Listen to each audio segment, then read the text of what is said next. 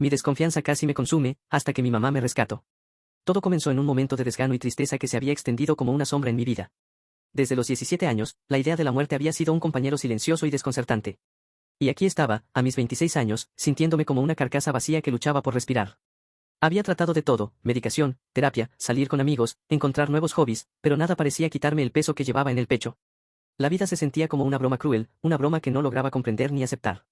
La rutina se volvió gris, los días se mezclaron en un repetitivo ciclo de desamor hacia mí mismo, y la pregunta de por qué seguía aquí, respirando, se convertía en un eco ensordecedor en mi mente. El lunes, tomando la decisión más desconcertante de mi vida, comencé a escribir mis notas de suicidio. Era un proceso desgastante, llorando sobre el papel, un mar de lágrimas y palabras que deseaban cerrar un capítulo que se sentía interminable. De alguna manera, sentí que era el único acto de poder que me quedaba. A medida que describía mis pensamientos, una inquietud se apoderaba de mí, como si mi mente tratara de aferrarse a algo en medio de la tormenta. Sabía que estaba a punto de cruzar una línea, y la idea, aunque dolorosa, ofrecía un atisbo de paz.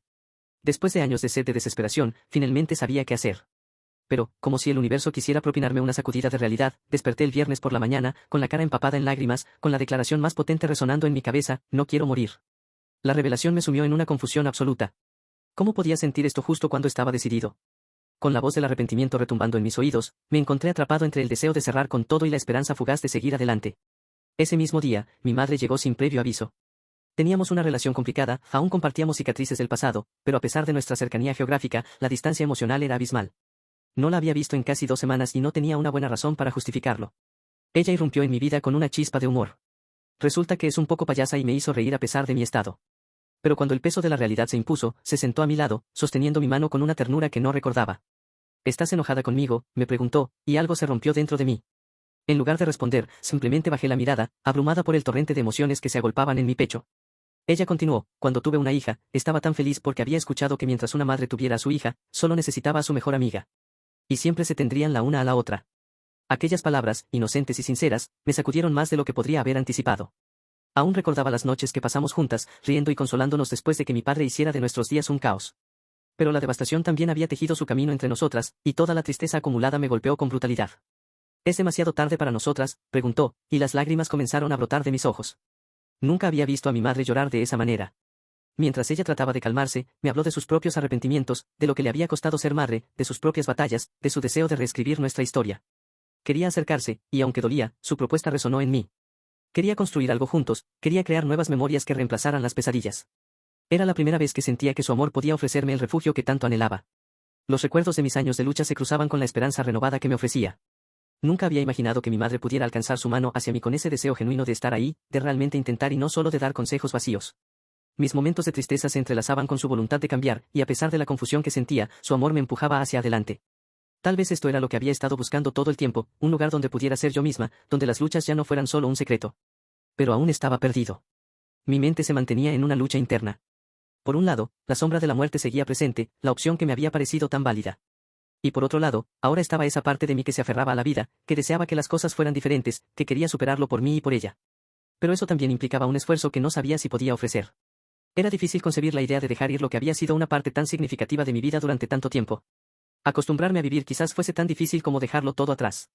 Pasaron los días y cada encuentro con mi madre me ofrecía un pequeño hilo de luz.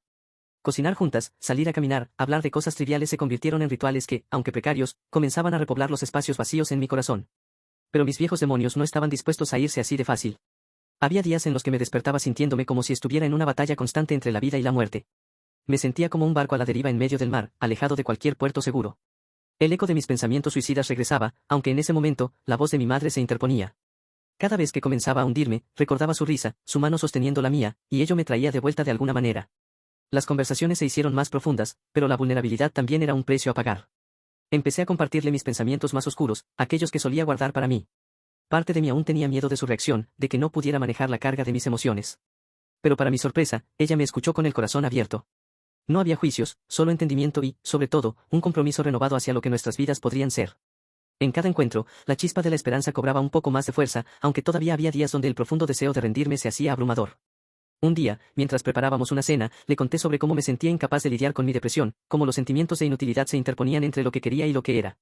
Ella compartió que también había tenido momentos oscuros en su vida, que los sueños de la maternidad no siempre se tradujeron en la realidad que esperaba, pero que siempre había intentado avanzar. Me hizo entender que la vulnerabilidad no me hacía débil, al contrario, era un signo de fortaleza.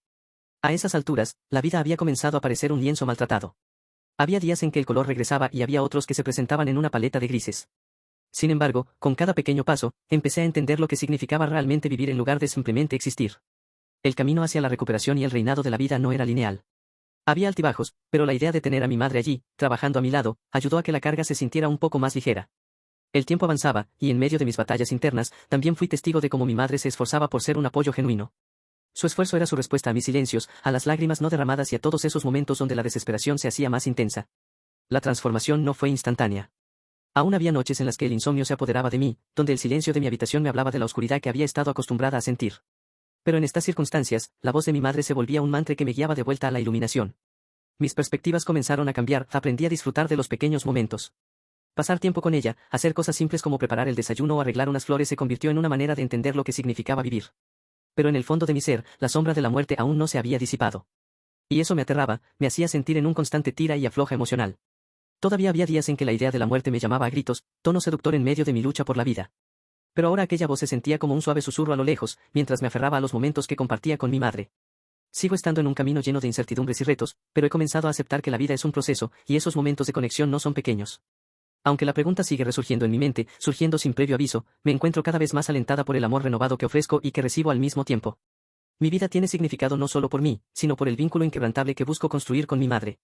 Lo que había comenzado como un viaje oscuro hacia el abismo se ha ido transformando en una exploración de la luz, aunque la travesía aún sea complicada. Pero, esa es la vida, un constante ir y venir entre lo que una vez se sintió como un futuro sombrío y los incesantes destellos de esperanza que me mantienen a flote. Y ahora, mientras lucho por encontrar un sentido renovado, me pregunto, ¿es posible sanar un corazón roto y anhelar lo que una vez creí perdido? ¿Puedo permitirle a mi madre entrar en mi vida y construir un nuevo futuro juntas? El viaje sigue, y aunque cada día puede ser un desafío, el simple hecho de estar aquí, enfrentando esta batalla, ya representa una victoria. Mi historia no ha terminado, en su lugar, he comenzado un nuevo capítulo lleno de esperanza.